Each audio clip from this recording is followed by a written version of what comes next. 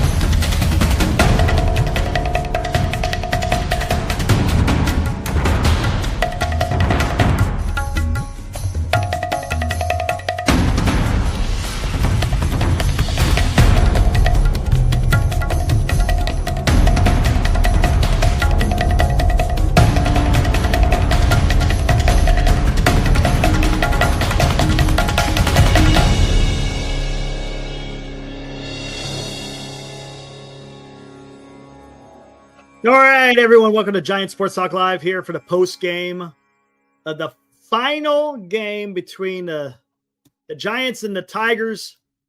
Giants lose. They get swept in Detroit. Hey, they hit today. They got, what is that, 10 hits. Scored a few runs. They scored 3. But as Tommy Coates coming in with the comment of the night. How about that top of the 8th Bomel Masterclass?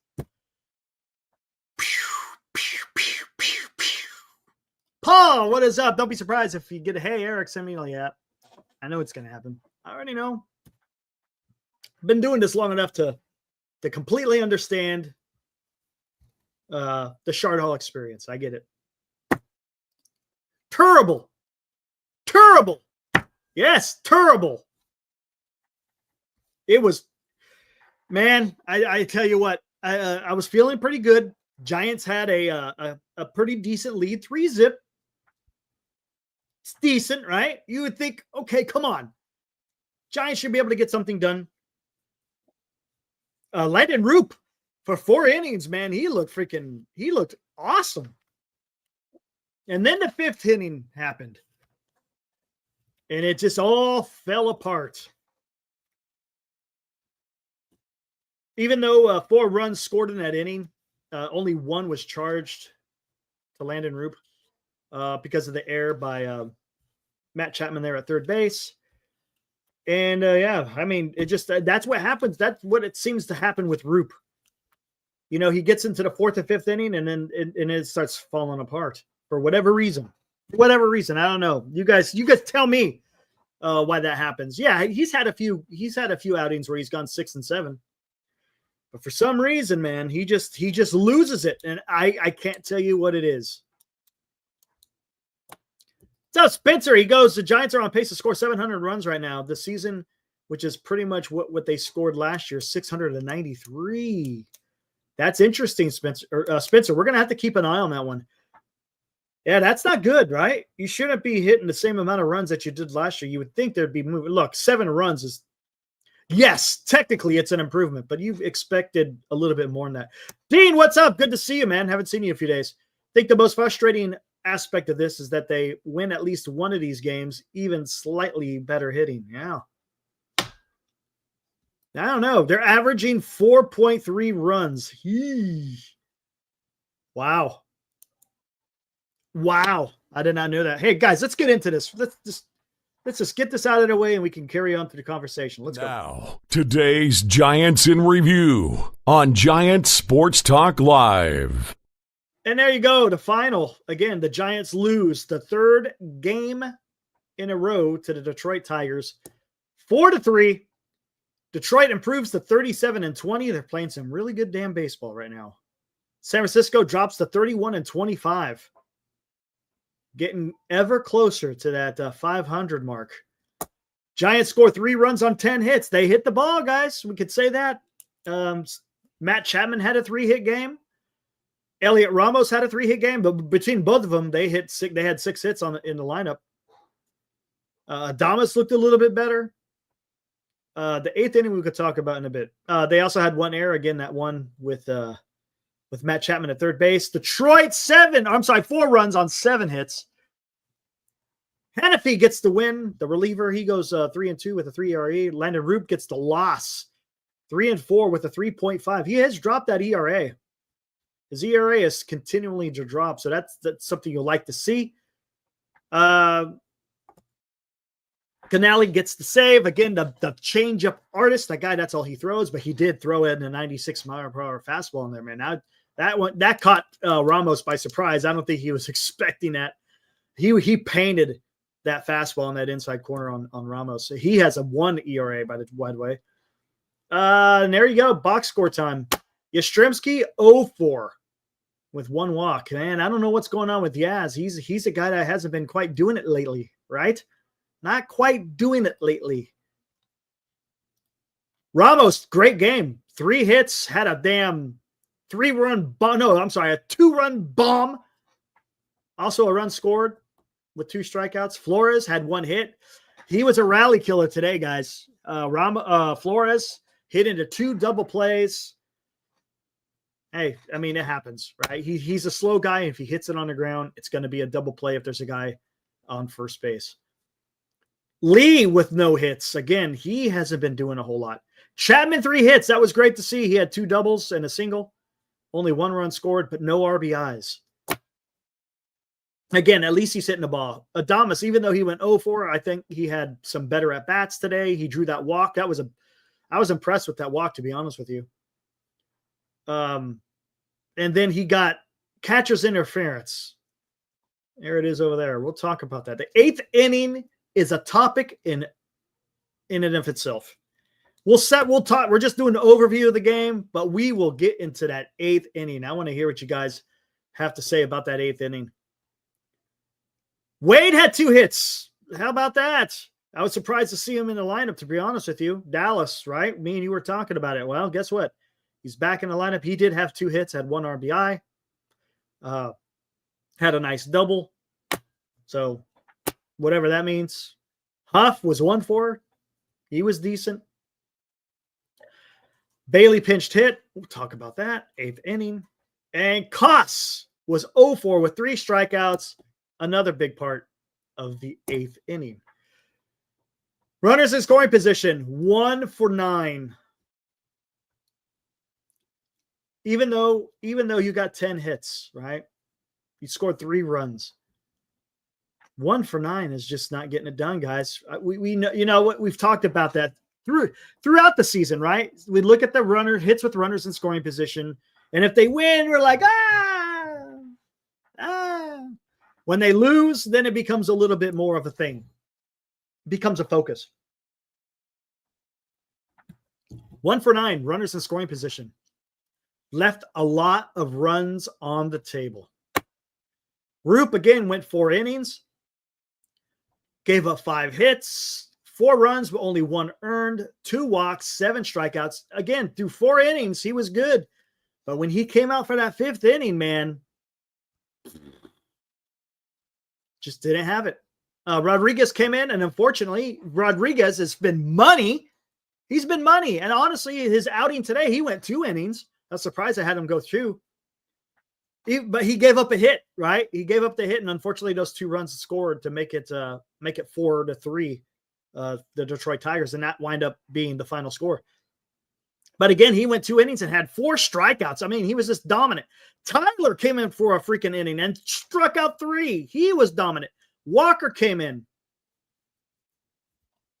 He had 2 strikeouts, but he gave up a hit. I don't like him. And then there's news that we're going to talk about that as far as Ryan Walker. He is no longer the Giants closer. Camilio Doval has now slid into that closer spot for the San Francisco Giants, and we could talk about that a little bit more. But there you go. That's the overview of today's game. Spencer says Giants have lived and died on home runs. Not surprising that they are not winning when they don't homer. They can't manufacture runs. They're having an issue with that, Spencer. I don't know what that means. I don't know what that means. They were doing it in the beginning of the season, and me and Dallas, man, we had a pretty good conversation about that yesterday. They came out of spring training with some momentum. People were feeling good about the team, right? They took that momentum from spring training, and it rolled right into April. They were doing the same things they were doing in spring training in the first month of baseball. Since then, it hasn't. I don't know what's happened. In the month of May, it's a totally different club when it comes to the lineup and producing at the plate. I don't know what it is. I don't know, man. I don't know. If any of you guys, is it just you? Did they get too comfortable? Right? Maybe you're doing all the right things, and then all of a sudden you're starting to feel comfortable. You start slacking maybe a little bit. I don't know. I'm just throwing shit out there. But why? What has happened between April and May? Now we got a couple of guys who aren't hitting as well. Wolf Mask Jack, what's up, man? Fool's gold. A lot of teams start off hot and then they really start. I get you. You're 100%, Jack. That is correct. That happens a lot. That's why I don't get hung up with spring training. It's fun to get excited. Hey, who's going to make the team? But you're 100% right. Just because they're doing everything right in spring training doesn't necessarily it's going to carry through an entire season. But the thing is, the Giants aren't really, there's no significant injury. I mean, you had Schmidt and you had Fitzgerald go down for a little bit, but nothing catastrophic.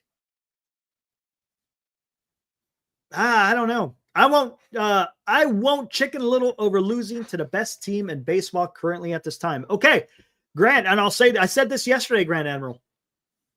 I'm not focusing on this one game. I'm focusing on the body of work that we've seen over the last week or two. Again, it just adds to what's going on, right? The Giants have a problem. And it doesn't just resonate in today's game. This is something that has been going on for a period of time.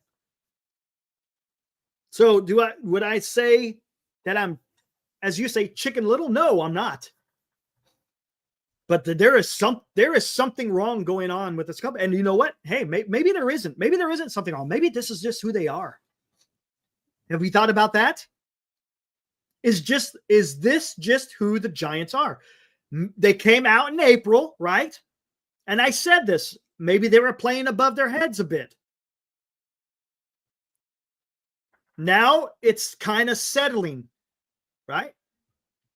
Now it's kind of settling. Maybe this isn't who the team is. Maybe this is just a 500 team, guys.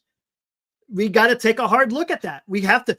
And if that's what it is, that's what it is. We can't wish it away. It is what it is. You don't know that though, Robert. You would think so. But again, Robert, maybe this is who the team is. Remember, what are they now? What are they? 23 and 24.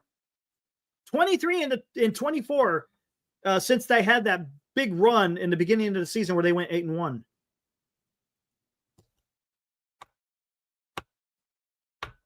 Yeah, I get. Look, playing the Marlins could give you a good dose of a shot in the arm. Problem is, you're playing in Miami, man.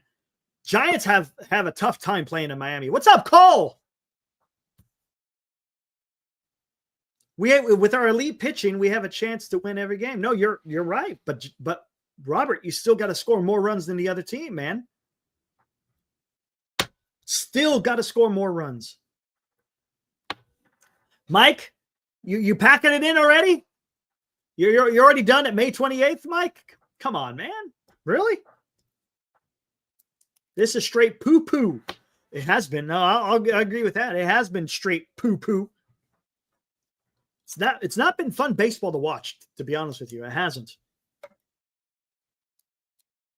Unless Posey makes a trade for a bat. Here we go. Maybe except for Eldridge. Still need to give him more time. 100%, Paul.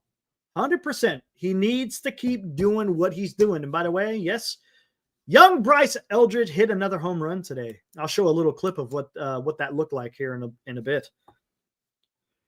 But again, is this who the team is? Is this team 500?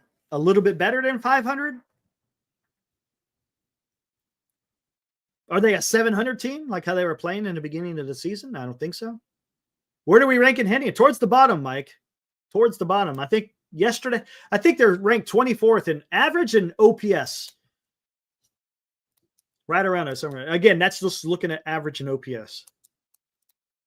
Yeah, I saw Luciano started at AAA. Let's see. Let's see how he's doing. Let's take a live look on what's going on in Sacramento.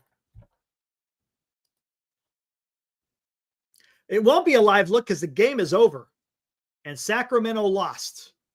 Let's look at the box score.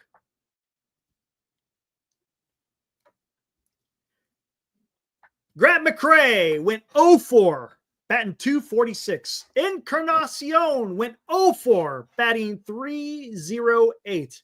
Meckler went 1-4. He's back, batting .364. Luciano went 0-4. 2 strikeouts, batting .216. Wisely, 0-4. 2 strikeouts, batting .206. Dom Johnson, 1-4, batting .247.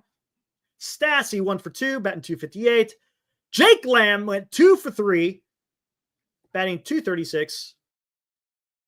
And Alcantara, 0-for-3, batting .236. So Luciano, 0-for-4. 2 strikeouts tonight. What's up, Carter? Batting .216? Is that what I said? .216. .216. No, it's not. That's why I don't fall for these.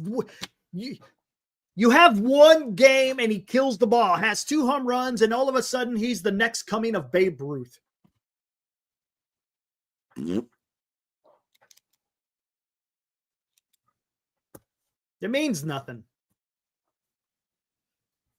So I don't get it. Look, Luciano is probably a wash guy. I don't want to say that. I don't want to say that. But for all intents and purposes, Luciano may just be a bust. I hate saying that. I do. I don't want to say that. But what has he shown? It sucks, man. I feel bad for the kid. Because I want him to succeed. You can't trade Marco. You can't trade Luciano. What he sucks right now, Mike. If a player sucks, he has zero value. Because you got to think about this. Let's think about this as far as trades. When we're talking about trade deadlines, you're looking for a guy who's hot, who's going to quote unquote carry a team or help carry a team. Someone who is hot right now, is ready to get into the mix, get ready for that playoff push. And then if you're able to get into that playoff, he's going to play a factor. What's up, Moji? Sony's a AAA player. He's not even a AAA player, Tommy. 216? The only guy right now who's close that is showing something is Bryce Eldridge. But you're going to have to please mention the hitters that you consider decent. What are you talking about? You talking about minor leagues, the big club, all that? Giants should be renamed to San Francisco 200s. There is one way to get offense. Trade young pitching. Joey, you're speaking my language, my friend. Speaking my language. We got swept and we didn't even face Scooble. That is correct, Moji. Matter of fact, we faced a couple of pitchers who weren't all that good. How do you score more runs? Well, you got to hit the ball. Got to hit the ball, man.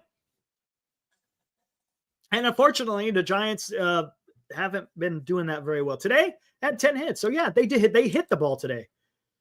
But majority of it was between two players, Ramos and Chapman. But what do you again, guys? It's tough on the major league roster. So who do I consider decent hitters? Ramos, Jung-Hoo Lee, but he's kind of fallen off. Yaz, I can't. He's starting to fall back to earth. I don't know if I could even say Yaz. And Flores, and he has his streaks. The only guy who's really kind of been somewhat consistent has been Ramos. What's he batting now? Ramos is currently batting .288 with an .838 OPS. He's your all-star right now. For position players on the Giants, it's Ramos.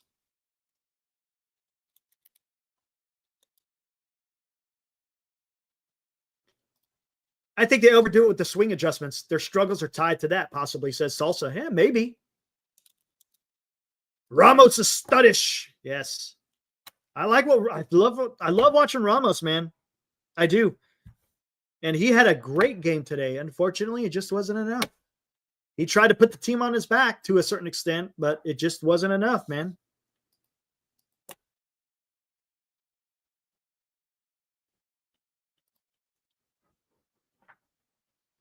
Yes, Mike. Yes, Mike.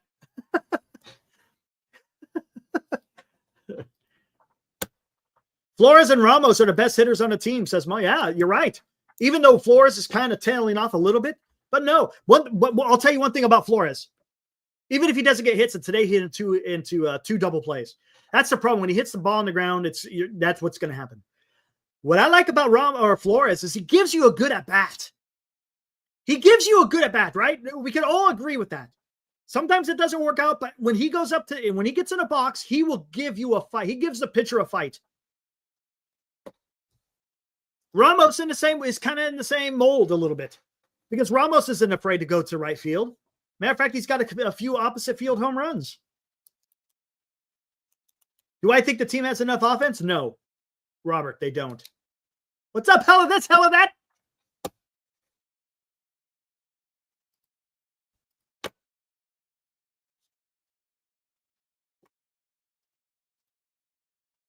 Let's segue into something that's kind of cool. Oh, not yet. Let's wait. All right, here we go. Glenn Kuiper. If you guys haven't followed him on Twitter, make sure you follow Glenn Kuiper. Kuiper or at Kuiper Baseball. He puts out some great tweets. He says, man, the Bryce Eldridge swing is a pretty sight. Quick through the hitting zone and just the right amount of lift on contact. A 6'8" hitter with a short swing is almost unheard of. Again, these are some glowing praises from a guy who's been watching baseball for a very long time. Right? Again, he's retweeting what Roger Munter posted. Let's take a look at what Bryce Eldridge did back east.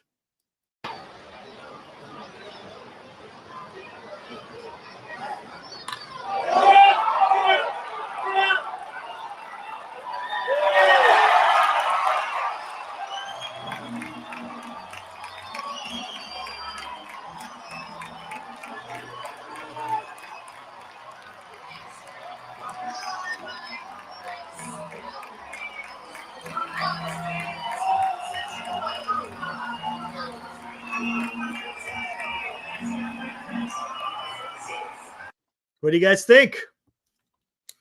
Man, that's pretty damn exciting, man. Pretty damn. Fuji, what's a realistic goal again? We'll talk about that. We'll talk about the upcoming Miami series. My goodness, man. Let's look at the swing.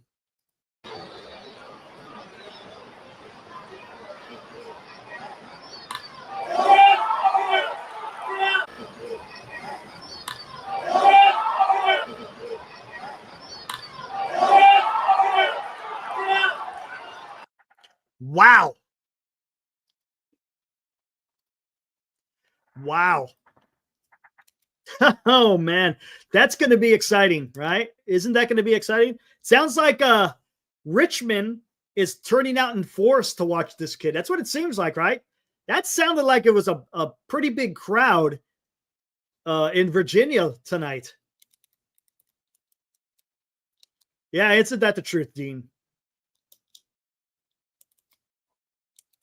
No, he's not ready yet, Mike. No, even though it looks beautiful and he's killing it, remember it's AA. And AA has got some competition. He's still got to work on it, man. Still got to work on it. Let's not jump the gun. Not yet.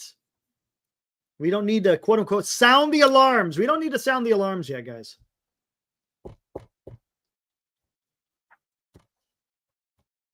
Will he be going up to Sacramento? He might be going up to Sacramento sooner rather than later.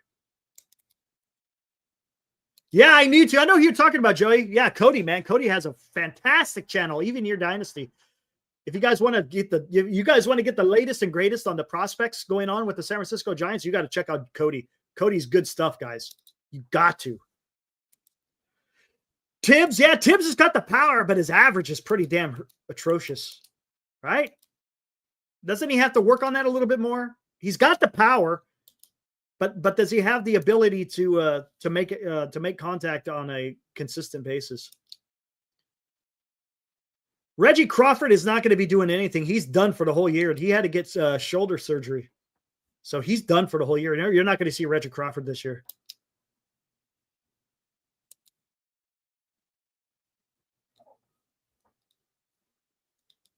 Yeah, he had a shoulder surgery, so I think he's out for the whole year.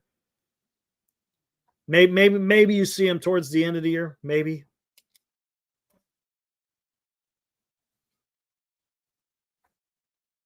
That's the problem. Ball's in play. Well, that's the thing. We'll see. We'll see what Tibbs could do. Now, one thing about Tibbs, he's a more polished player because he played college, right? He's not coming out of high school. But yeah, I think he's got to show a little bit more, don't you think? Here, let's see.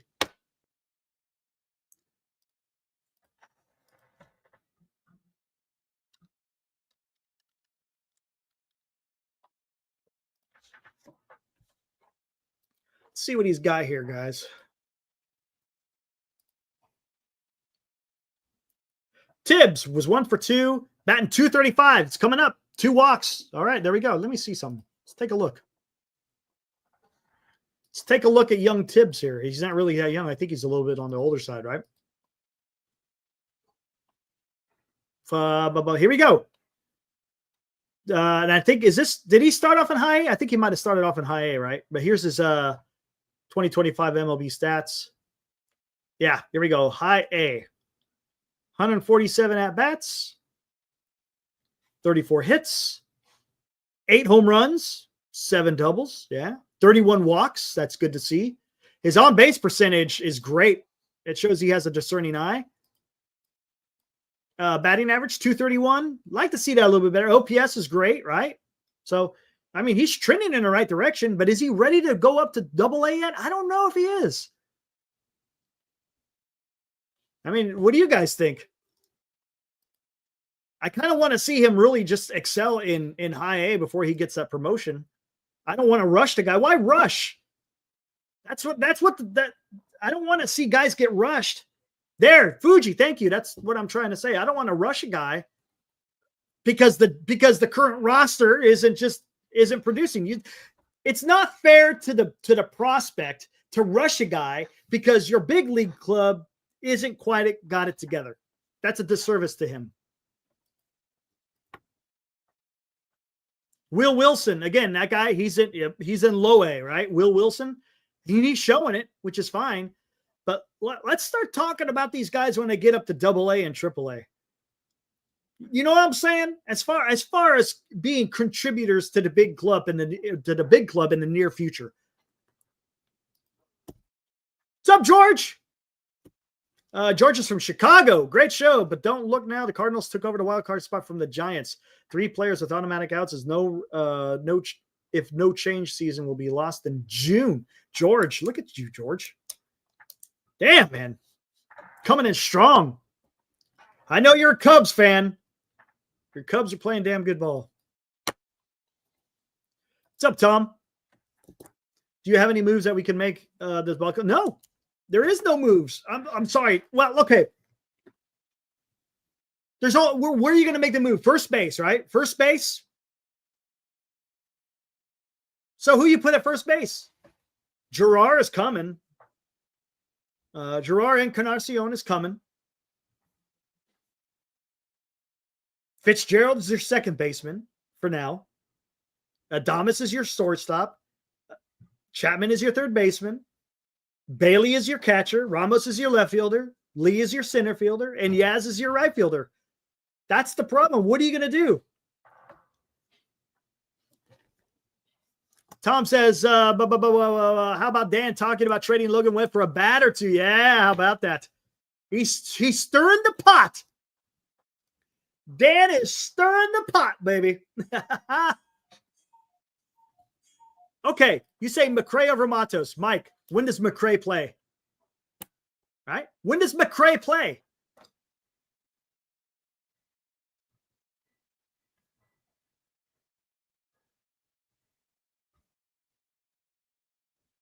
When would you see McRae play? Hicks isn't going to be traded anytime soon. If he keeps doing well in the bullpen, maybe. But right now, he's got no value. He just transitioned back to the bullpen, so teams ain't going to be looking in for a bullpen arm for a little while. But I see that McRae over Matos. Okay, but problem is you don't get playing time when Yaz is playing in right field. You're not. Why would you share? You can't share time with another lefty. McRae is a lefty. Yaz is a lefty.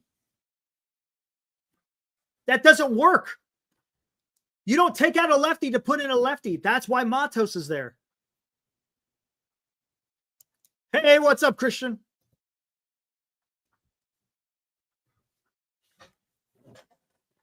Yeah, no panic moves. I understand. And the problem, I think the problem is, Christian, it's not just the 3 games. It's been a good week of baseball that's been pretty. Yeah, right.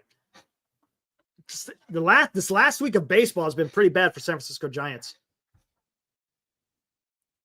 Bomel doesn't leverage bench anyway. All right, here we go. Let's talk about this. Let's get into this, guys.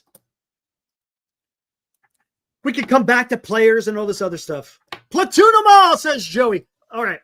What did you guys think of the 8th inning? Would you have done anything different? Let me hear it. Let me hear you guys. You guys chime in. Would you have done anything different there in the top of the 8th? The Giants, right? Willie Adames comes up to bat. Comes up to bat, right? Catcher's interference. Goes to first base, right? Lamont Wade comes up, right? He hits a little blooper.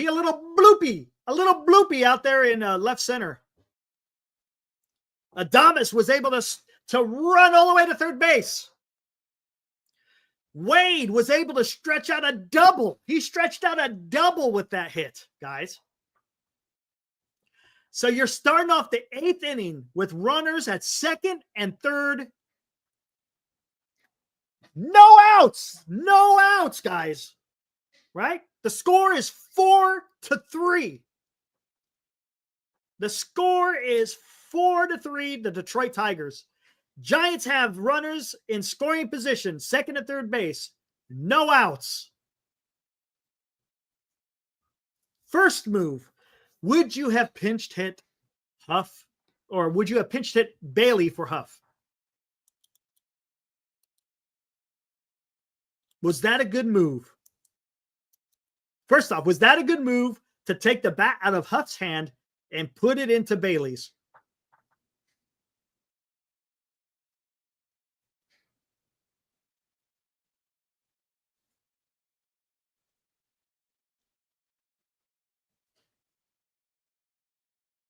Dean says, nope.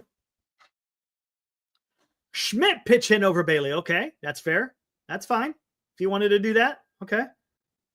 You could have had Schmidt. There's different options because then Bailey could have came in for defense, right? I get what you're saying. A sad inning to watch. So what happens? Bailey comes in. Yeah, bringing in a 160 hitter to pinch hit. I would have put in Tom Murphy. What's up, D-Shot? D-Shot, hope you're doing well, man. Yeah, I was surprised.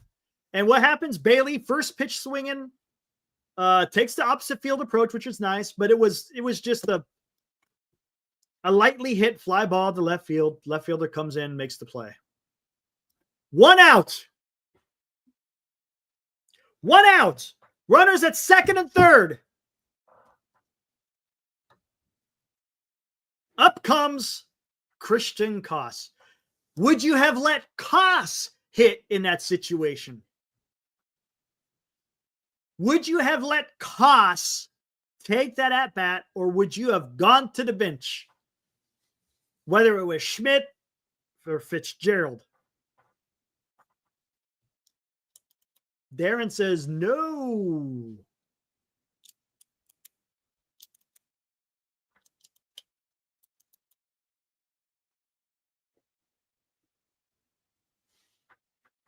Would you have let Koss? Anybody else? Would you have let Koss take that at bat? Okay, how about this?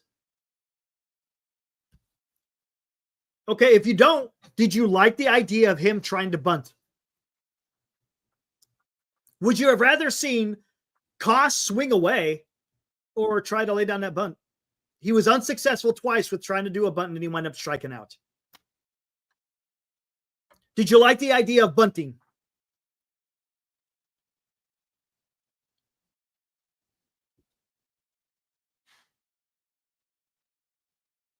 Okay, with 1 out at the time, yeah, it was like, okay. With him taking it, I'd be okay with him bunting. Okay, that's fair. I would not have pinched it. I would not have Matos pinch it. No, not Matos. Okay, so what happens? Koss winds up striking out. Now you got 2 outs. Now you got to get a hit, guys. You can't get a run in.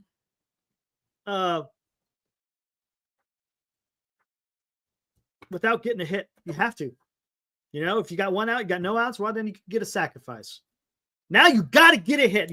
That ball has to find grass for the Giants to be able to score. Mike Yastrzemski comes up, right? Grounds out the first base, inning over. We'd rather see Wisely than Koss. That's how I think of Koss. Wow, Grand Admiral. Don't like him. If it was 2 outs with Koss, then it's that time to look for someone else, says Eddie. Okay, that's fair. Yeah, Fitzgerald didn't come up.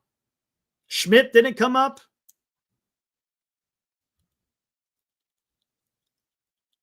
Matos, that wouldn't have been the right. That would not have been the right move.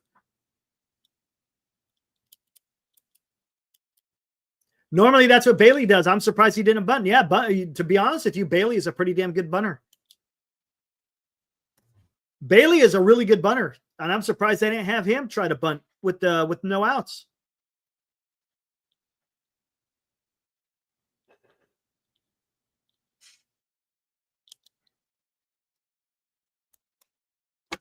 But yeah, that 8th inning was an absolute disaster, man. Oh, talk about frustrating. When they got those runners on, I really thought that they were gonna come through. And for them to not even get 1 run across with no outs, with runners on second and third, man. Bad looking baseball. Bad looking baseball. The small ball has dropped off dramatically. Yes, JB. I know we keep talking about that, and I don't know why.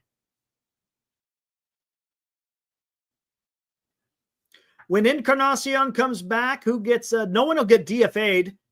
No one has to get DFA'd because there's 2 open spots on the 40-man. But who will get sent down? It's probably going to be Koss. Or Matos? I don't think they're going to send down Matos yet, but I think it's Koss. It's one of those two. It's going to be Koss or Matos, but I'm leaning towards Koss. They just won't choke up on the bat. Wade. Did you guys see Wade today? I know he normally chokes up on the bat, but didn't it seem like he was really choking up on the bat today? I mean, there was a lot of bat sitting down there by his hands. Hey, if it worked, he got 2 hits today. This Koss, I don't know if Koss has minor league options.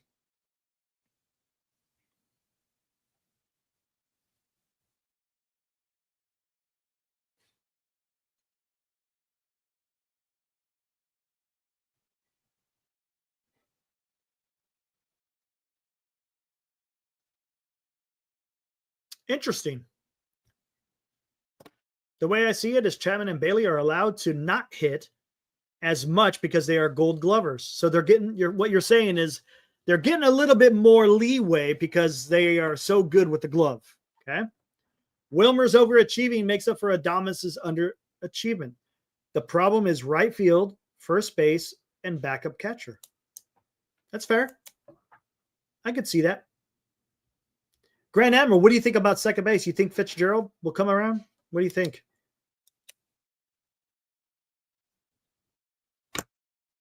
Do you see the Giants making any moves at either right field, first base, or as a backup catcher?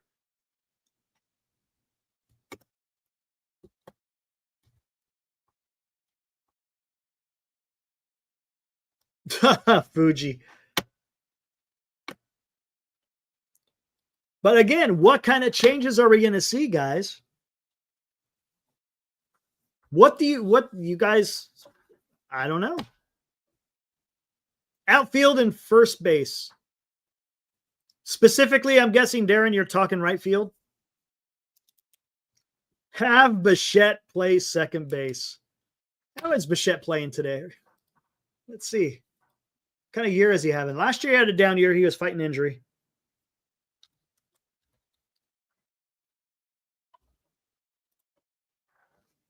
What is Bo doing? He's batting .270, got 4 home runs, 4 stolen bases, .319 on base percentage, OPS of .710. He's having a decent year. Decent year. Bo Bichette's having a decent year. Have Adames play second base in 2026. Yes, Bichette would play shortstop. Superior to Adames. That is correct. Yes. What's up, senior?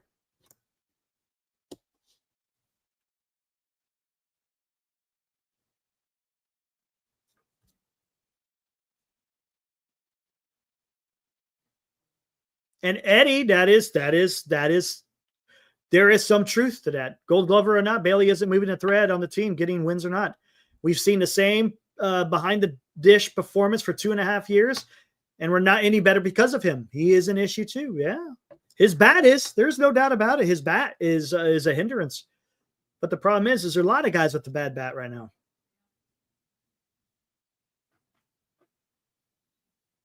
Droopy. As a fan base, we can't sign players then complain when they're in a slump. If we pay, we deal with the roller coaster. Did you like the move there, Droopy?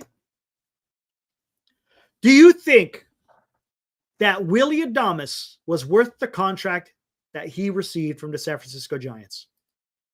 And look, with any free agent, there is going to be an element of overpay. That is the nature of the game.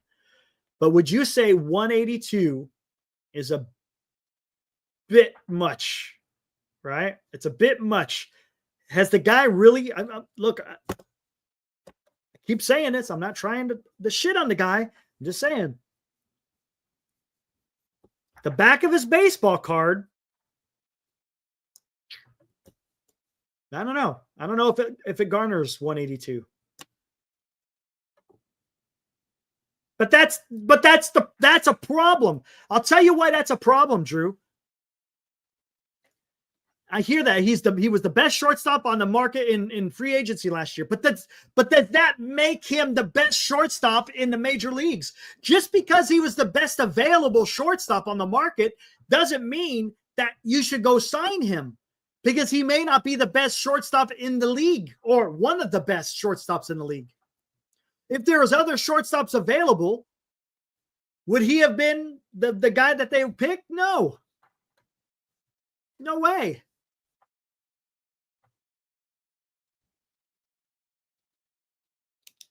You see where I'm trying to go with that, Drew? I don't care if we get hung up saying this was the best player available during that time. You still got to think, hey, is this guy good enough? Even though he's the best, maybe it's just a bad draft or a bad free agent class. Adi, at this point, it would have been a waste signing Burns too. He's starting to come around though. Burns is starting to come around, but yes, that could have been troublesome.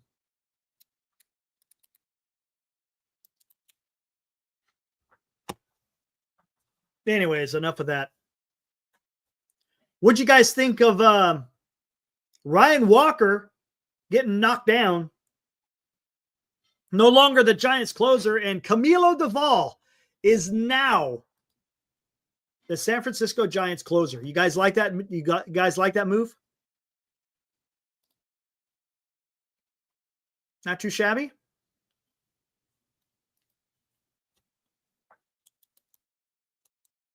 Oh, gotcha, Audie.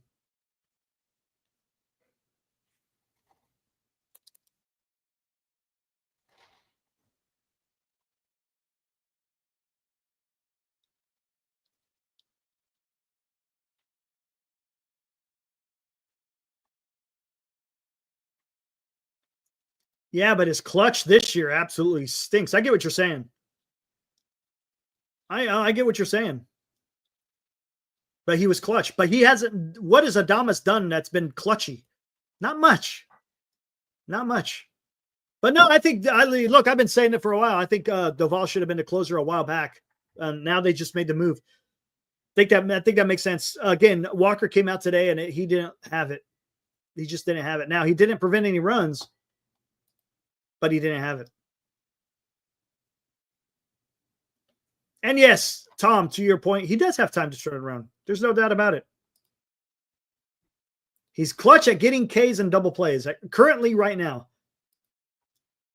Right now, it just doesn't look good. Now, can he turn it around? Sure. Yeah, I love the bullpen. I love the bullpen. Yeah, absolutely. 100%. I love the pitching and I love the bullpen. There is nothing to talk about that. Right now, it's just it's all freaking lineup.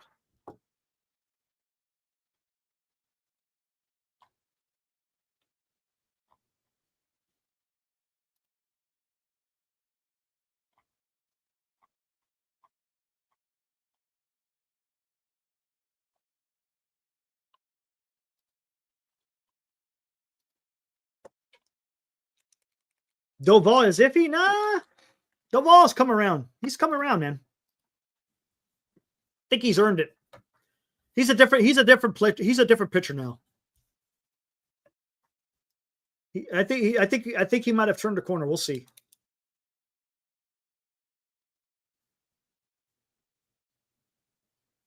That's fair.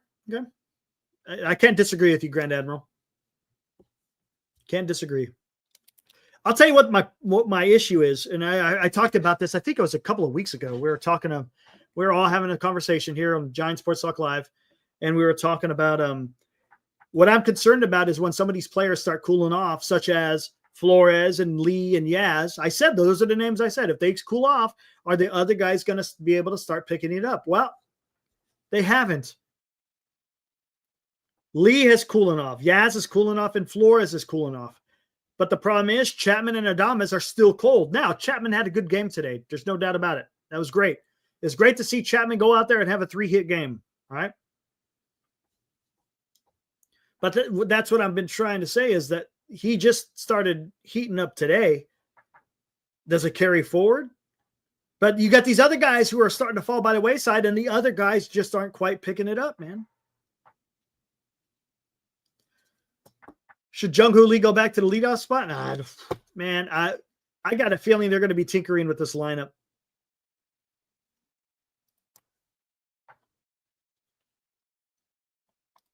All right, guys, real quick, let's do this. Guys, as you know, we're doing a fundraiser for a young lady who is fighting a rare form of liver cancer. We're doing a fundraiser where you can win, and I think most of you guys who are in the chat understand what we're talking about here. You get a chance to win 4 tickets to the front row of a Giants game.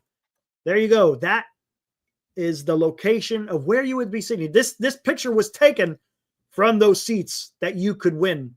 $20 a square. What we're going to do is we're going to randomly pick a square. And if your number comes up, you get 4 tickets to a Giants game to include on-field batting practice with the team. Your name goes up on the scoreboard.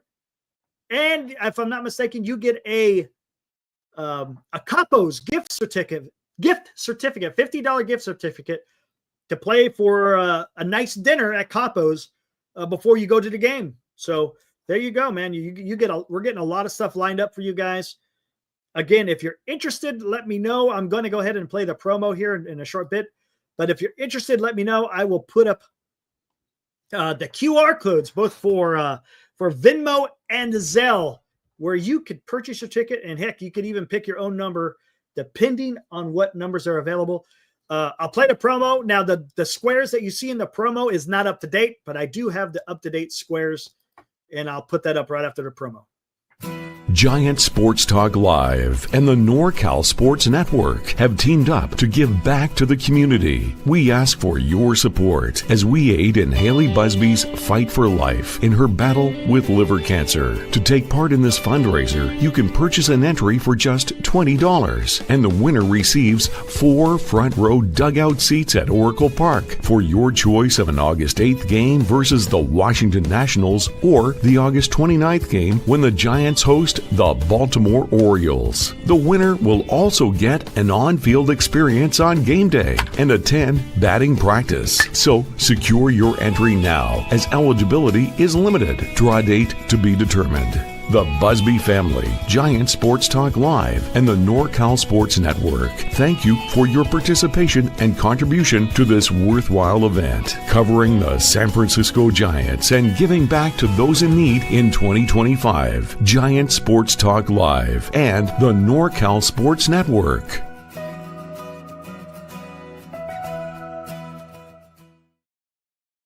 All right, there you go, guys. That's the promo. And then here is the updated squares. As you can see, it is filling up fast. So if you guys want to get a square, just let me know. I'll put it, like I said, there's the QR codes. I don't know if your phone will be able to scan it, but I got them where I could blow them up a little bit bigger so it's easier to scan. And then you get to pick which number, if possible, that you would like, and we'll put your name in. Again, if you're interested, the limit is 5. So if you want to pay $100, you get 5 squares. If you just want to pay 1, it's 20. There you go. That is that. All right. Fossey, no, Glenn's doing good. Should be back sometime this weekend. I think, if I'm not mistaken, he gets back to Winnipeg on Friday, I believe he said. So maybe we'll see him on Saturday. I don't know if we'll see him Friday or not, because if it's a travel day, he might be exhausted. But hey, maybe he shows up Friday. So be on the lookout. Friday or Saturday, Glenn should be back.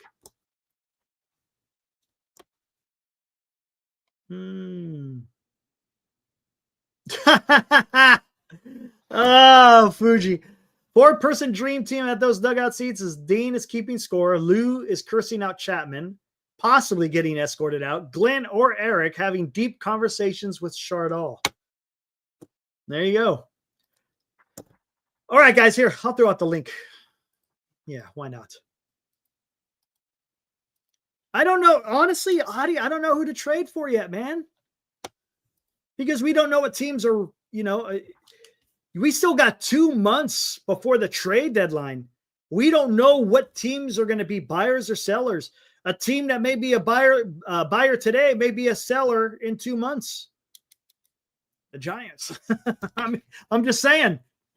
I don't know, man. The Giants may be sellers, Audie. We just don't know.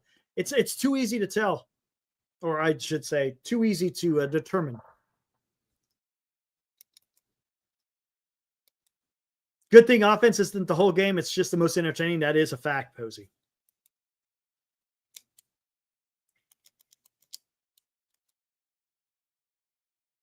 What's up, Joshua?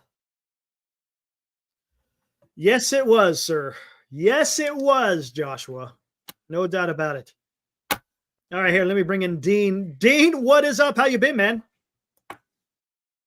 Oh, you're muted. You're muted.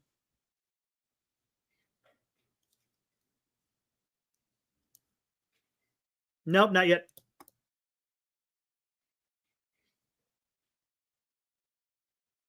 It could be whatever. Look under your settings. Make sure you get the right microphone.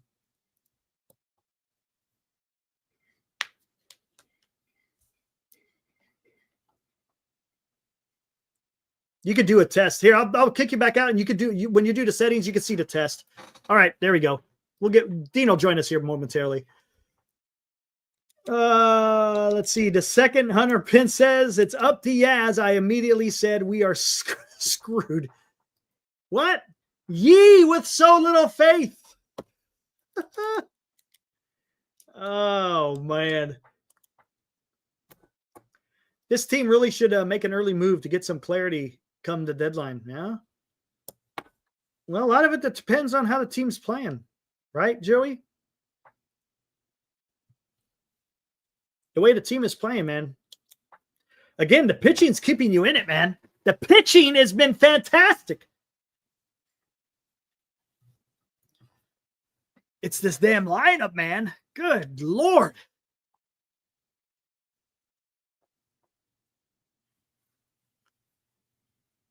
That yeah. Preller, he was absolutely aggressive, 100%. Yeah. Problem is it's. I don't know. Yeah, we talked a little bit about it, Cole. Yeah, Doval being the new closer now. I like it. I like it. Hard to have faith in a team when you're looking at a record with runners in scoring position. I know. Val says Rizzo over Wade.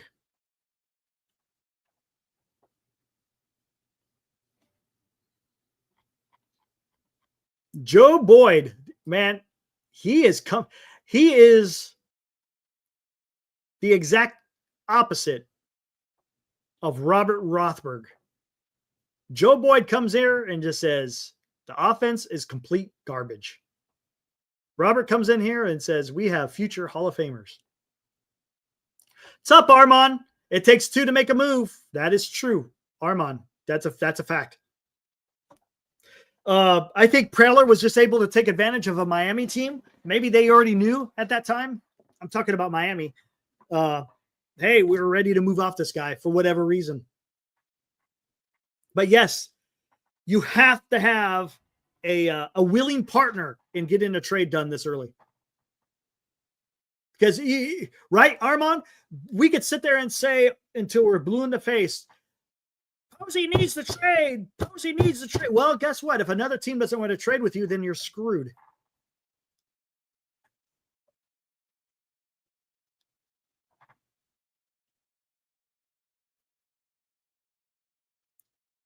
Drew says he'd rather be sellers this year and get better for the next than try to force something that isn't clicking. That's pretty good, Drew. That's a pretty good argument, man.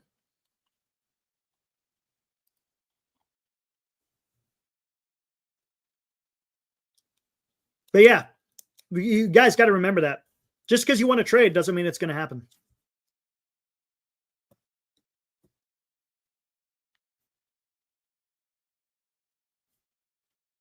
Joe. Ha!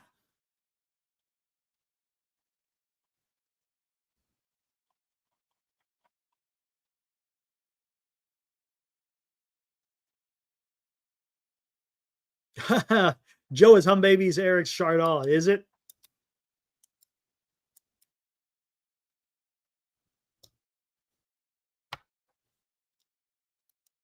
All right, Joe, let me ask you this question. What position would you want to? Okay, no worries, Dean. No worries. What position you trade for, Joe? Who would you want? Is there a player that you want or a position?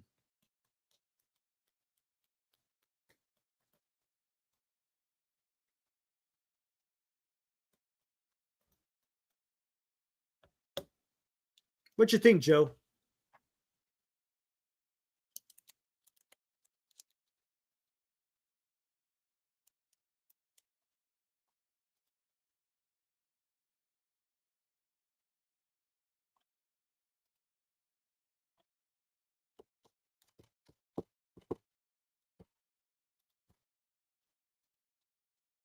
First base. Joe Boy, this team really bad. Melvin is stupid. He's always makes it okay. Who would you trade for, Joe? Who would you trade for, man? Turd says first and second base. Okay. Val, first base. Darren says Hoskins and Taylor Ward. Okay.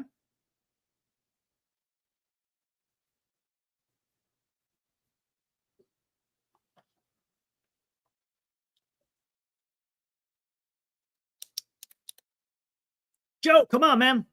Who you said the team. You want the team to make some trades. Who do you got in mind? Joe. Who do you want to trade for? You said the team needs to make trades. So who would you want to trade for?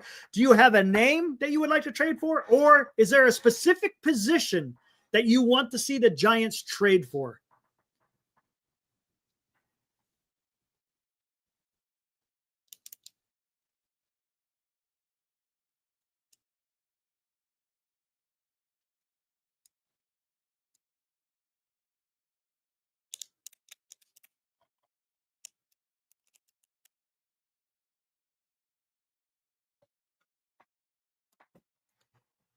Oh.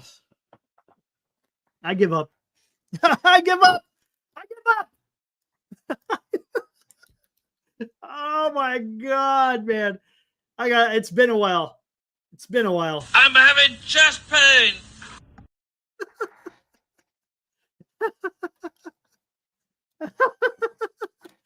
Oh man. Gonzo. What's up, Gonzo? First, second, and catcher. Okay. Nice.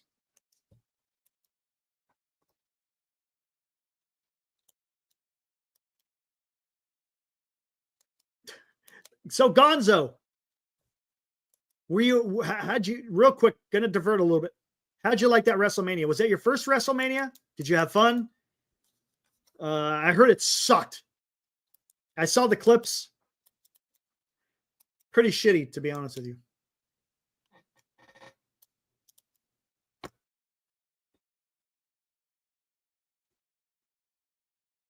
Yeah, JB. Robert will agree with me some of the time. Yeah. Nope. There. Some of the time. I've seen cracks in the armor. I've seen cracks in the armor.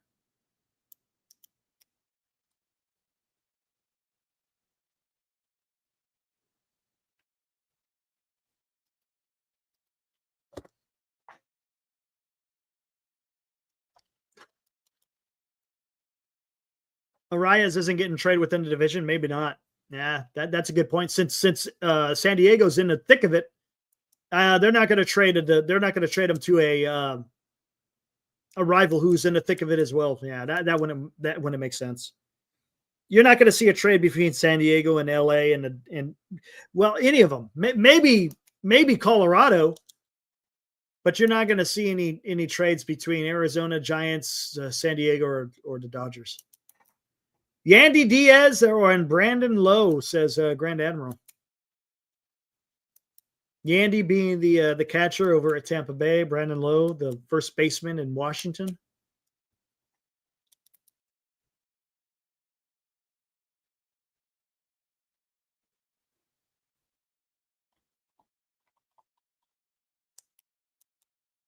Couldn't be too bad. Okay. Would Diaz be your primary catcher? Exactly, Gonzo. Right. Right. Psh. Did you hear about Rick Derringer, man? I would play it, but they're going to wind up freaking demonetizing the episode. You heard about Rick Derringer? Rest in peace. Yeah, Rockies are too cheap. You want Diaz to play first base? Yeah, because you can't play first base. All right, that's fair. That's fair. But then what are you going to do with Brandon Lowe? Because Brandon Lowe is going to be your first baseman. So he can't play first base if you're trading for both Diaz and Lowe. So is Diaz, you trading for just a backup? Is he going to be your backup or is he going to be your primary? Anthony! What's up, dude?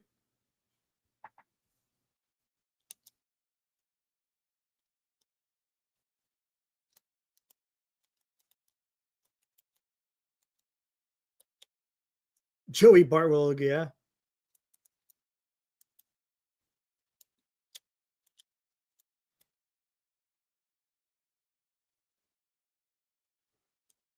All right. Let's try Dean again. Part 2. What is up, Dean? All right. Can you hear me this time? Hey, we're good. Here we go. Perfect. Good to go. So what you been up to, man?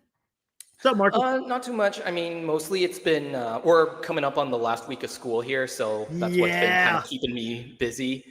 But I'm giving out my final next Monday, and I'm also going to go to the Padres game on Monday to celebrate. So that's gonna be a tough series, man. Oh yeah, 4-game set. That's gonna be. I tell you what, this upcoming schedule for the Giants after Miami is not going to be easy. No, sir. It's not. I think, what is it? You got the Padres, you got the Braves, you got Colorado in Colorado, you got the Cleveland Guardians, you got the LA Dodgers, I might have swapped those, and then you got the Boston Red Sox. Yeah, that's gonna be tough. And I mean, to this point, I will say to this point, our schedule hasn't necessarily been easy either, but yeah, this upcoming gauntlet's going to be pretty tough, especially if they don't get the hitting turned around. That is going to be not ideal. Not ideal. No, it's not. The way this team's playing, Dean, I mean, this is tough. What's up, Instant? What is up? What is up, NorCal Sports? Hey, Danson and everyone. Hey, appreciate it, Dan. Thank you, sir. But yeah, what do you make of this team, man? Dude, this is a tough watching this team over the last week and a half or so, right? Yep. I mean, the part of the game that's entertaining, which is the hitting, has just not really been going. I mean, I have plenty of positive things to say about the hitting, but the pitching's been freaking fantastic. But it's the problem is you're just, whatever they had going on in April is gone. They came out of spring training with all this damn this momentum, having a great time, in April, and then all of a sudden May comes around and it's a totally different team. I can't make any heads or tails of what the team is doing. It just makes no sense. Oh yeah, they're giving you a tough time about the echo. Yeah. Breaking in a new mic. Don't have a ton of experience with these things, so I figure I'll learn as I go. No worries. Yeah, it's not a big deal. It's trial and error. No big deal. You sound clear. It's just a little bit of an echo. Nothing big. Okay. Cool. Oh, Armand wants to know Okay. First off, you think Giants are going to be buyers or sellers? So the funny thing is that I want them to pick a lane and stick with it, but on the other hand, a part of me is very concerned that they're not going to stick to a single path and they're just going to sort of sit there and not do anything, which is kind of what they did last year, honestly. They did sell off a few pieces and then signed Mark Canha for some reason. I'm not entirely sure why. And that's the thing. And I don't want to see I don't want to see a freaking Mark Canna or AJ Pollock. I don't want to see that type of stuff. Remember that the year before that? What a freaking disaster. Hey, maybe the Giants do a little bit of both. Maybe they buy and sell. Again, it's all going to be dependent on where the team is. I don't know, man. It's hard to look. The pitching has been fantastic, and they're keeping them in them. Yeah. Now, like, Grant that's says the frustrating thing about this series is that all 3 games were technically very winnable. Okay. Yes, they were. Look, we weren't going up against any type of dominant pitching. The Giants just couldn't get it together, and again, I'm not going to try to. It is what it is. That's just the way they're playing right now. But who did the Giants trade? That's the thing. I see a lot of people saying, okay, hey, if they trade, who do you trade? I know Dan, he had an interesting video come out earlier today, and he probably talked about it, I'm guessing, on his post game, talking about trading Logan Webb. I don't know if I would go that far, but who do you trade? Yeah, that's the $1 million question. Yeah, I don't know. It feels like they're in a decent enough position to not have to trade their marquee pieces like Webb or Jung-Hoo Lee or anybody or Ray, any of their core guys.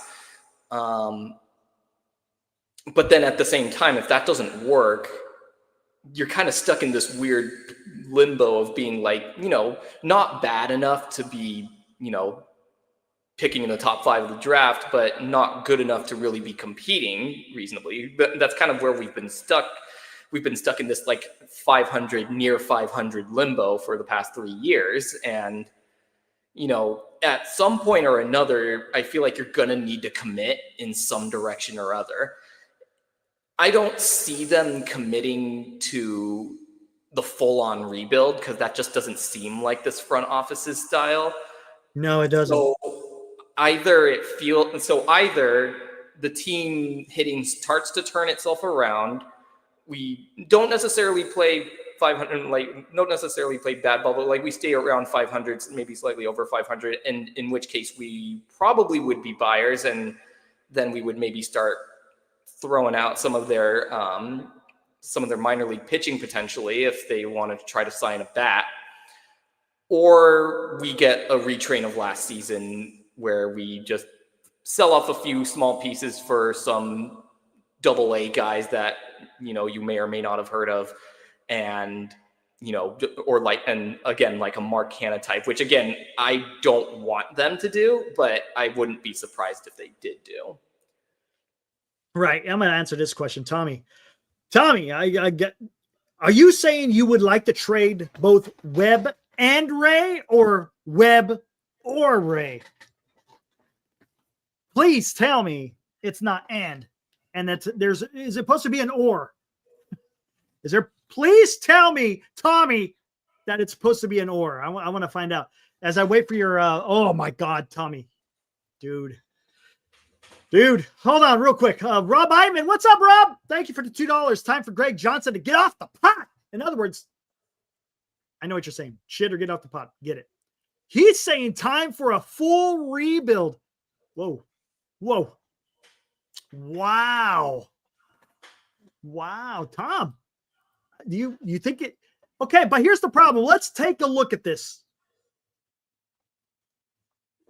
Buster Posey extended Matt Chapman 6 years, $151.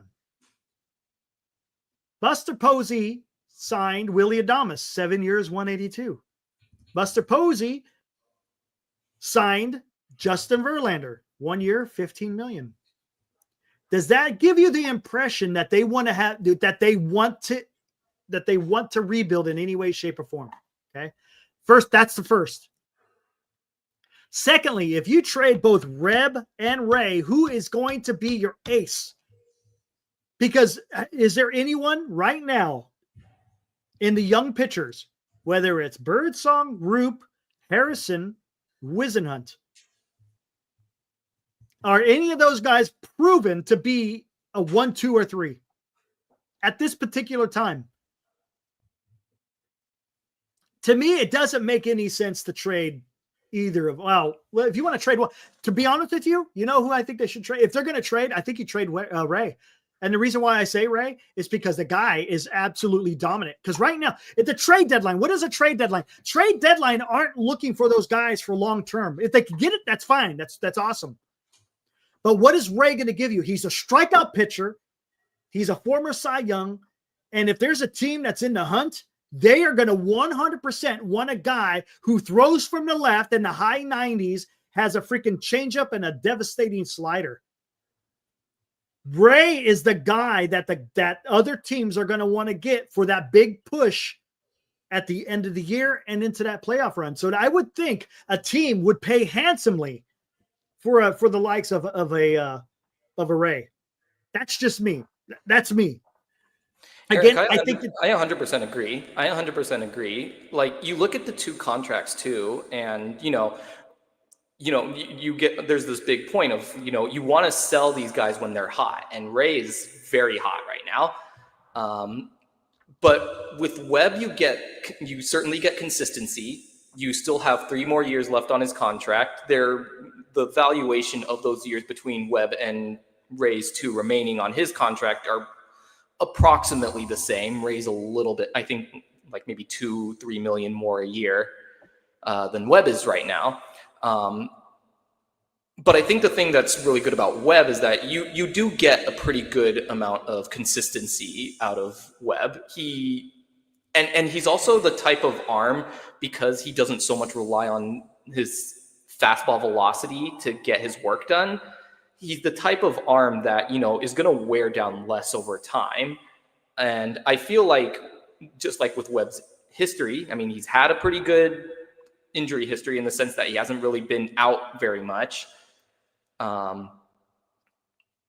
then, I mean, not to say that Ray is injury prone, but he did have that Tommy John surgery. Yeah, and yeah. so, Logan Webb had Tommy John. Clearly, again, back it doesn't when he was seem to be holding them back at all. No, because Tommy John isn't the death knell for pitchers. It just isn't. No, it's not. It's not. But yeah, but my point just being that, like, I feel like you could very much know what you're getting with Webb, and Webb has been, in the Cy Young running for the last few years, and that doesn't just happen by coincidence. So, right now, here we go. Right now, this year, who has more value? Tommy, you're talking about Ray has less value? I would have to disagree. For this year, and again, only this year, because you got to think about this. This isn't about the offseason. This is not about the totality of one man's career where you're going to go out there and offer a multi-year contract. Okay? This is about 2025. If the Yankees or no, I'm not going to say Dodgers. Who else can we say out there? Who do we want to say? The Braves? Maybe the Braves. You want to go American League? Maybe the Guardians. I don't think the Guardians will do it, though. But think about this. Look at this.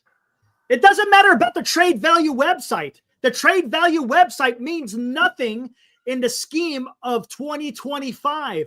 A team wants to get an ace for only that year.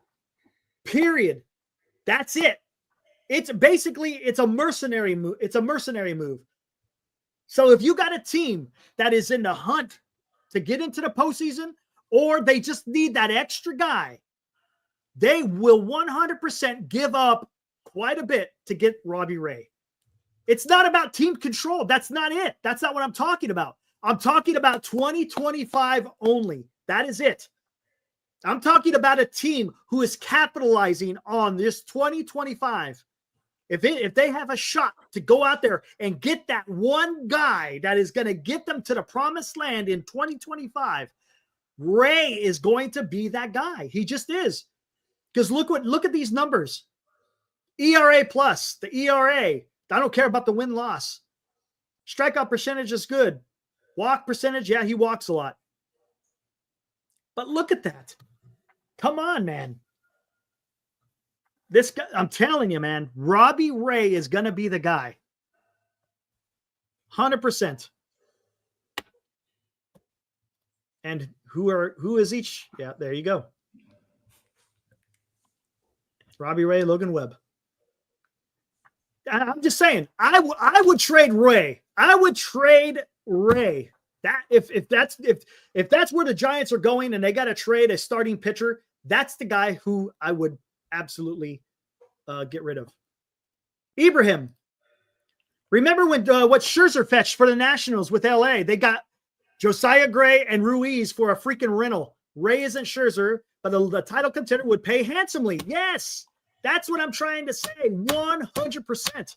This isn't about the offseason. Look, off seasons are with some of those moves are going to, you want to talk long-term and control. Yeah, I get it. And to a certain extent, it happens at the trade deadline too. But if a team is looking for that one guy to solidify their rotation, say they're just missing one guy, man, that's who you – because let's be honest, is Robbie Ray the future? He's not. He didn't come up with the Giants. He hasn't been with the organization for years and years. It just that's where I'm trying to go with that. That for me, that's where I would go. But if the Giants are in the thick of it, well, then of course you don't trade them. What do you do then? Okay, if they're in the thick of it, well, you trade from your youth. And what does the Giants have a lot of youth in? Starting pitching. I would 100%. If the Giants are in the thick of it, Giants got so many young pitchers that they could piece together to get some fortification in that lineup. What would it be? I don't know. Again, we're talking 2 months down the road. Maybe all of a sudden Wade has a revelation and he's batting 250. We don't know. Maybe Yaz shits the bed. You got to get a right fielder. I don't know. Maybe there's an injury in the rotation and the Giants need another starting pitcher. Well, then that actually you're not going to trade for a damn. You're not going to trade a youth. You're going to actually use them. But I'm just saying. Yeah, on top of that, it's also going to come down to, it's going to come down to how the other teams perform too. Some teams that are contenders now, they could slide just as bad as we are, and suddenly what looks like a good trade partner now could be a terrible trade partner in the future too. So again, it's far too early to give up the ghost on anything that this is like. And again, that's the game of baseball. It is a very fickle game, and one's fortunes can turn on a dime at any time. I mean, like you look at the Padres recently too. They've been struggling, and it's kind of the same issues we've had recently. Hey, you're getting a request. Fuji, thanks for the $2. Says, Dean, say this into the microphone. Now batting Lamont Wade. There you go. Now batting the first baseman, number 51, Lamont Wade Jr. You were close, but it's 31. 51 is 31. My bad. 31. 51 is Jung Lee. I got Jung Lee on the brain. It's all good. No worries. Yeah, Cubs could use Ray. They lost Steele for the season. There you go. Very true. Yeah. 100%. Oh, Tom. He's not going to answer those kind of questions. No way. They may ask a kind of a tough question, but they're gonna be softballed. Come on, man. No way. Yeah, they have. We're not gonna. These things. Even if they did ask him, he's gonna dance around it, and you'll see. Don't expect anything. Don't expect anything.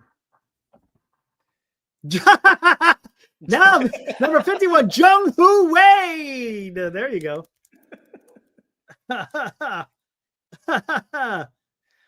No, he does not have an opt-out that I know of. No, he had an opt-out last year, but since he opted in, I think it's all done. I think they got one more year of control for Ray. Ray has he signed with the Giants this year and next year.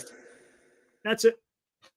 And I think doesn't Webb's got what, 3 more years? I think Webb's got 3 more. So this year, next year, and 2 more years. Yeah. So it's only 1 extra year for Webb. Yeah, both are like 23, 24, 25 million for those 2 years, 3 years. No. Let's see what else we got. I would not give Ray a 2-year deal now. If you're going to do, I will wait till if he's still with the team. Again, we don't know. Next year, you start talking about it next year. Just saying. Hey, who knows? Maybe he wants to go to free agency. Yeah. All right, what do we got? See what else we got in here. Again, Ibrahim's kind of echoing what I'm talking about, that Ray should be able to fetch somebody, someone of significance. Yeah. Yeah. We don't want I'm good with the AJ Pollocks of the and Mark Cannas of the world. Right. Exactly. Gosh, I look over some of the old scorecards that I do. I'm just like, and even from like 2 years ago, I'm like, who's this guy again? Right? No Like, kidding, huh? There was like, what was it? Like, trying to dig deep for a random name here, like Dixon Machado. Machado. That's a name that I remember very vaguely. Kevin Pablo. Oh, Gonzo, now batting number 31, can't hit for shit. Rob, fact or fiction? Giants fire Burrell with a June swoon. Fiction. No. Don't blame the hitting instructor, guys, or the hitting coach. Don't blame the coach. If you want to blame Bob Melvin for some of his in-game moves, that's fine. But do not. It's not the hitting coach's problem.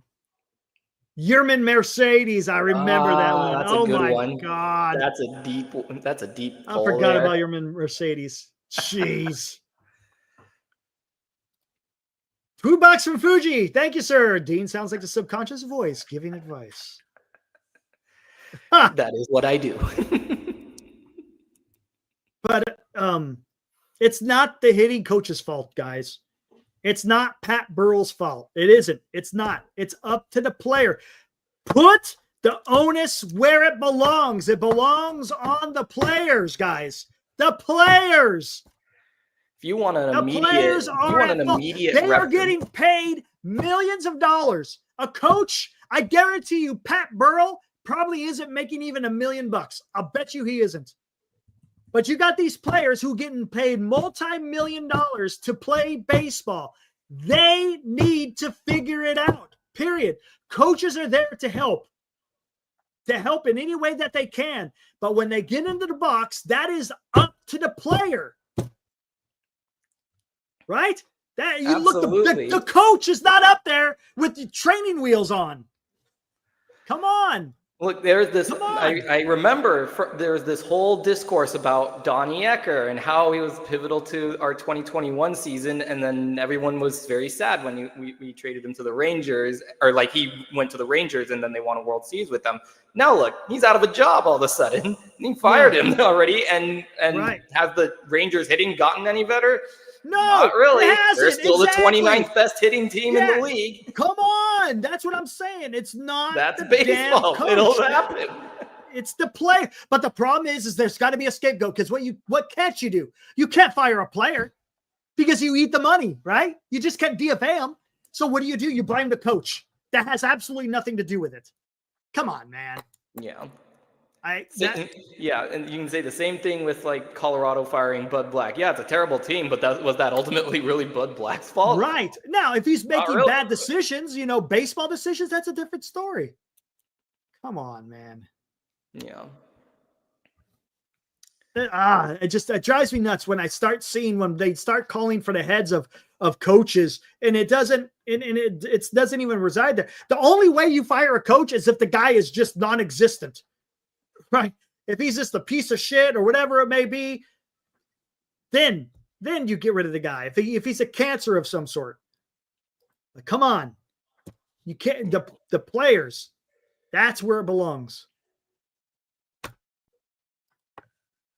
Man. Yeah, 100%.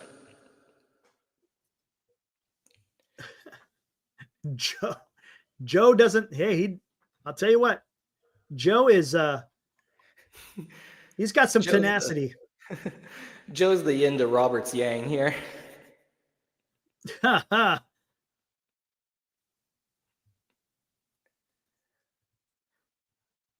Oh man. What does a hitting coach do? He coaches the hitting. Right? What do you do? I mean, honestly, yeah, they could show you film. Okay, maybe you're opening up, you're flailing, you're doing this. Maybe to take out you got a big leg kick, whatever, or something. But they are who they are. They got to the major leagues for a reason because they got talent. All you're trying to do is maybe just tighten up some stuff. You're not out there trying to reinvent someone's swing. It's just if the guy has a little bit of a problem and you notice that they're doing something, that's all you need to do. Look, there's a difference between being a teacher and being good at what you do. That sounds bad because I'm not saying that Pat Burrell is is horrible. That's not what I'm saying. Let's use this as an example. Miami Marlins. Who did they sign as a hitting coach a few years back? Do you remember? Who was the hitting coach for the Miami Marlins a few years back? Hell, it might even been a decade ago. Salsa. Barry Bonds was the hitting coach for the Miami Marlins. Were the Miami Marlins freaking killing the ball? Come on. Was he killing the ball? Was he? Or was the Marlins killing the ball when Barry Bonds was the hitting coach? Didn't go to the World Series.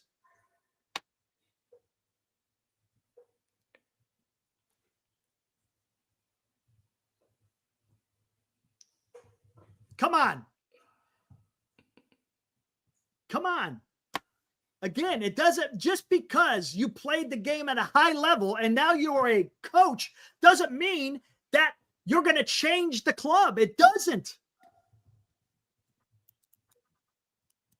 Look what Barry did for Fitz. What's Fitz doing? What has Fitz done for you lately? What has he done for you lately?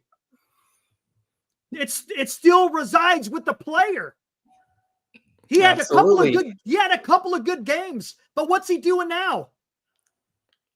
Yeah. Oh, yeah. This is what I'm trying to say. Everything resides in the player, guys. Yep, I was actually going to refer exactly to what Ferguson just mentioned in chat here. Yeah, he talked Jock into a 3-homer game, and then what? Come on, guys! It's one thing to get some valuable knowledge, but you got to put it in practice. You got to put it in practice, and if you don't keep up with it, guess what? You go right back to what you were doing, back to old habits, whatever it may be. Come on, again, guys, it's up to the players, period. Coaches will help. But come on. Again, you can only do so much with the person's talent. Some people just have the God-given talent. Let's use Barry Bonds. He has the God-given talent to be an exceptional baseball player. Ted Williams had the God-given talent to be an exceptional baseball player.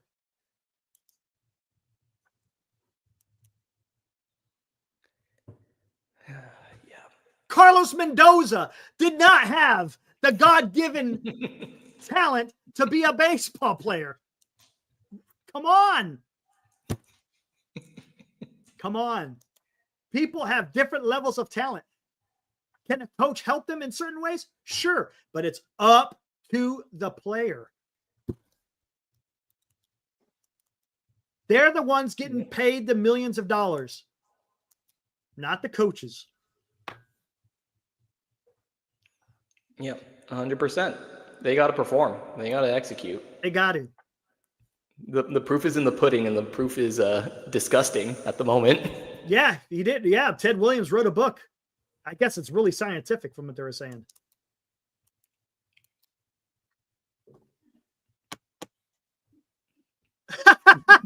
You can't polish a turd, and there are a lot of turds in a lineup. No offense, turd. I mean actual turds. Oh, man. All right. There you go. Thank you, Baba Booey. Thank you, Baba Booey. If your bubble gum card says you're a career 230 hitter, you're a 230 hitter. Don't blame the hitting coach. Yes, sir. Thank you. Thank you. Baba Booey.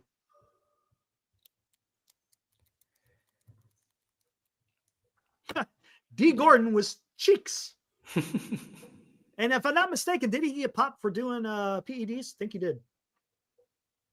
He did. He got popped doing PEDs. Oh, yeah, I think that's true, He did. too. Yeah, he did. Yeah.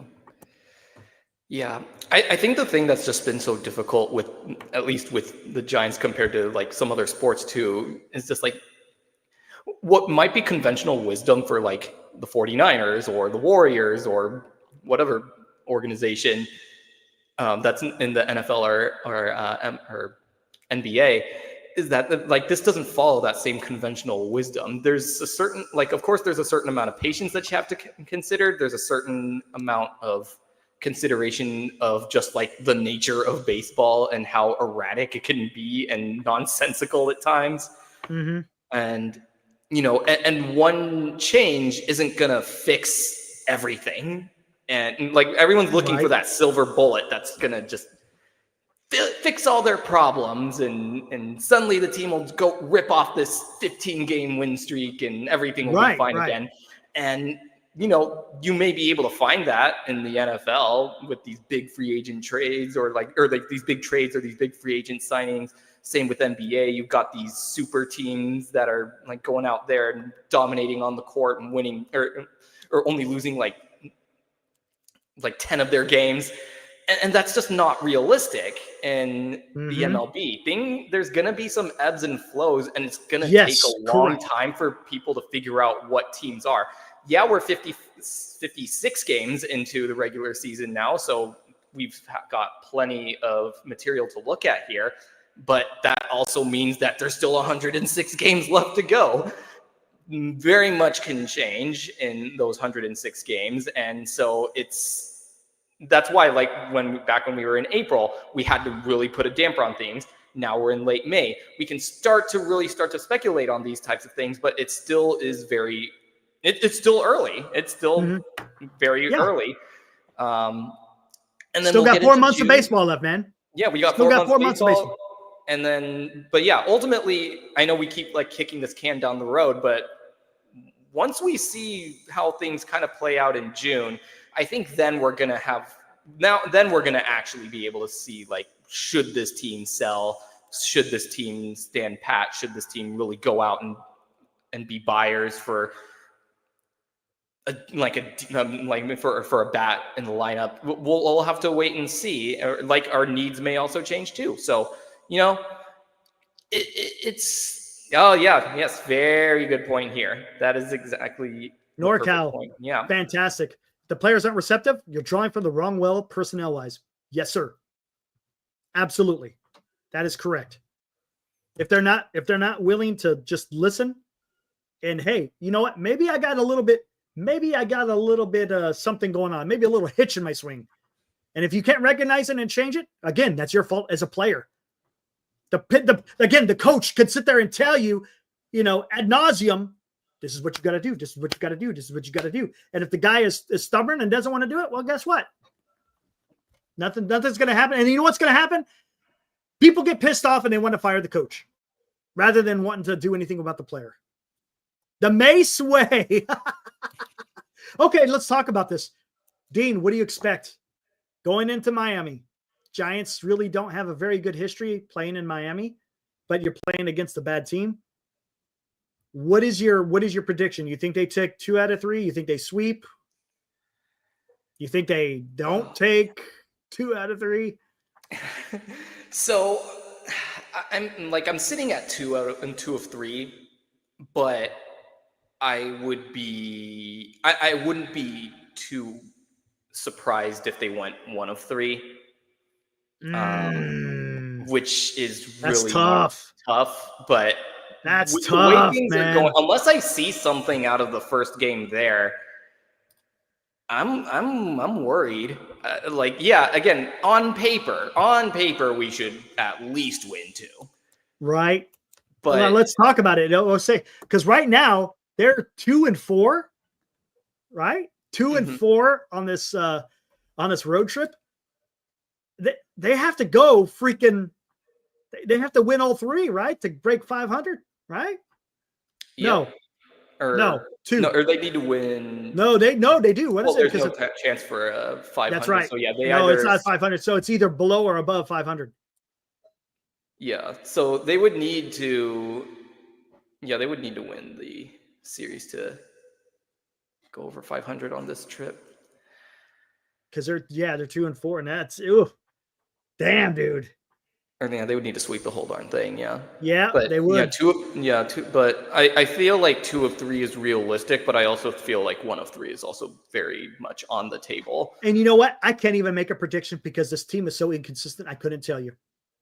Tell you who. Hold on, who's pitching tomorrow? Sorry, Friday.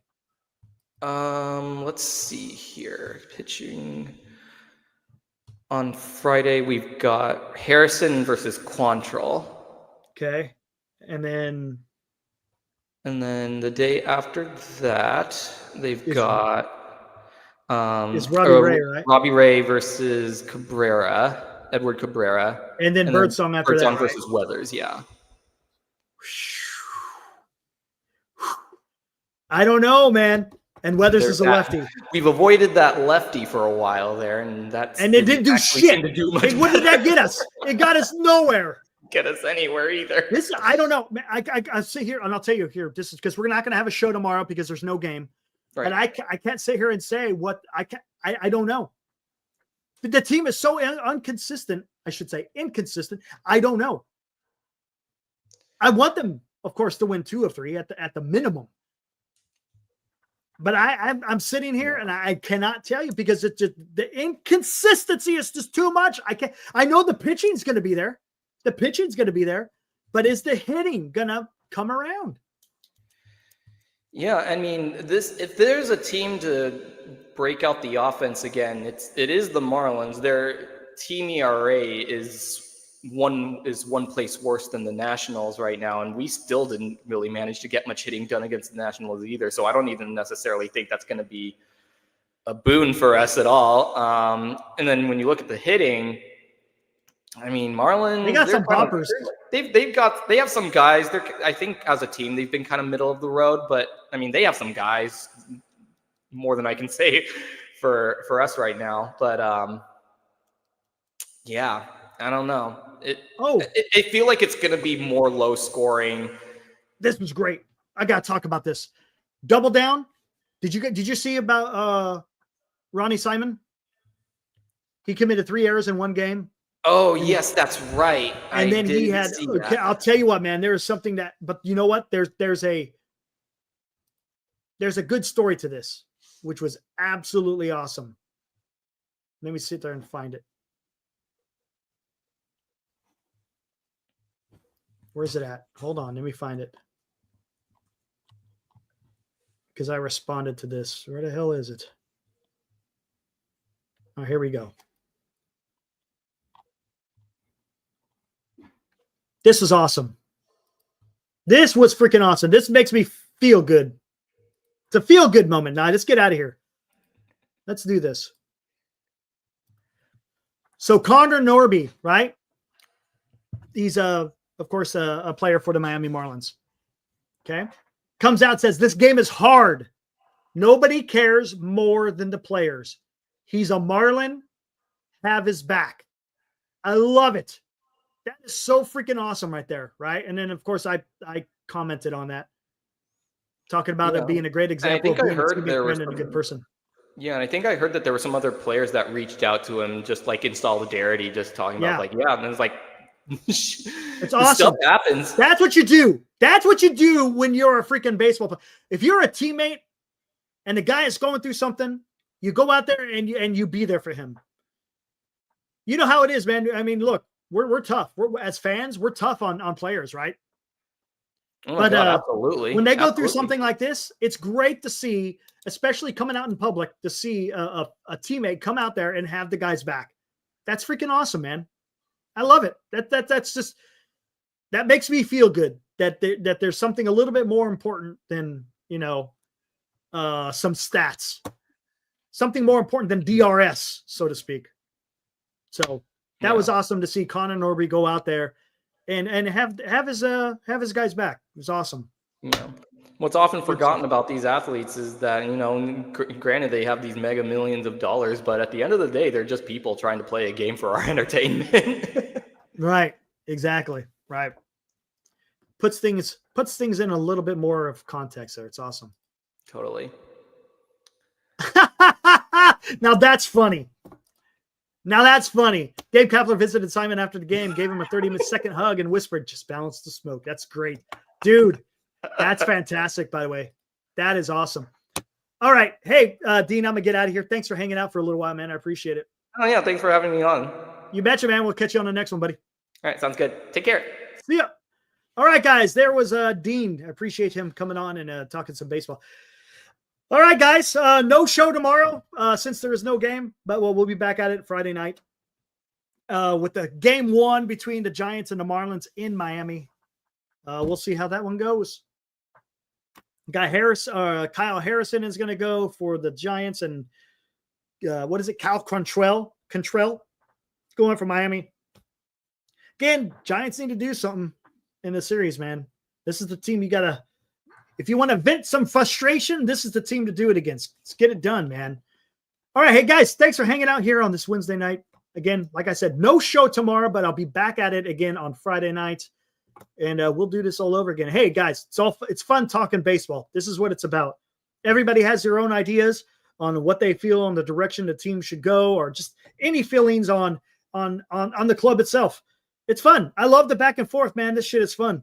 I want you guys to understand. I don't want you guys to think that I'm attacking, because that's not what I'm doing. I get passionate when we start talking about baseball and maybe the direction that the club, or maybe some of the philosophy that's being undertaken by the club. So just know it's fun. I love talking about this stuff. It's always, again, like I said, to me, it doesn't feel like a job. It just feels like I'm hanging around with everybody who are like-minded, love to talk about the game of baseball. There's times we may agree to disagree, but that's okay. That's fine. There's nothing wrong with that. It's just about having that conversation and having that back and forth. All right, let's do it again Friday, guys. Enjoy your Thursday. And like I said, see you Friday night. Woo!